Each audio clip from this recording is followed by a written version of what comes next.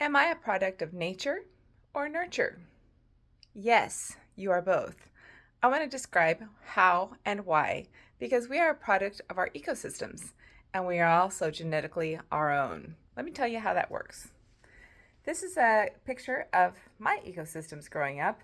Yours might be different. You want to consider components that were part of your childhood, not necessarily mine. So I'll just give you an example of mine and you can construct your own. In the middle is you, genetically you. So here's where nature kicks in, right? You've got your rational mind, you've got your emotional mind, and you've got your body response and your spirit. Those are unique to you. So regardless of which culture you grew up in, those are yours. Just outside of your personal bubble is family. So those are going to be the people who brought you up. They had their own culture.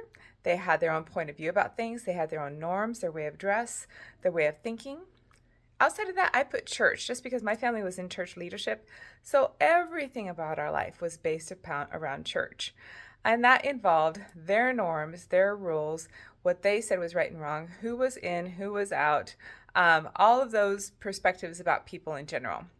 And then you have school. So I grew up in a wide variety of different kinds of schools, and each one says something different about me.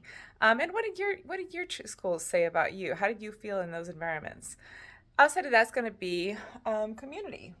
And community is going to be your neighborhood, your racial group, your cultural group.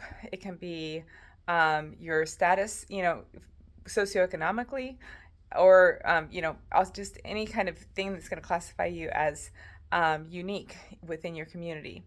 And then there's going to be your country. So what does your country say about your community?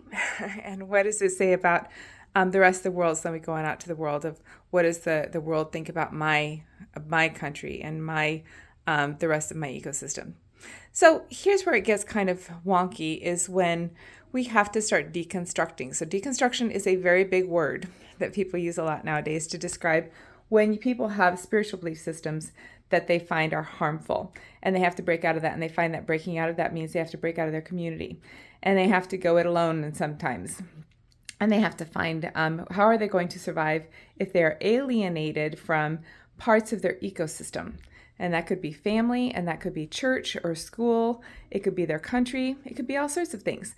So I want you to kind of assess, who am I in my ecosystems? What did they say about who I was? And does that really reflect who I really am?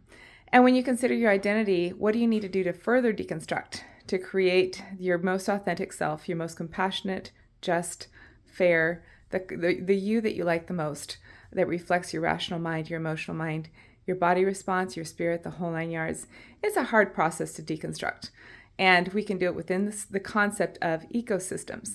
So chapter 1 of my book is it okay to ask questions reflects this. Is it okay to question what I've been taught by each part of my ecosystem? Chapter 1.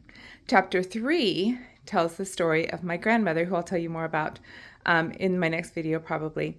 And we consider what did her ecosystem say about her and how did that impact her life and her death. And so we will talk about that some more too. I look forward to seeing you soon.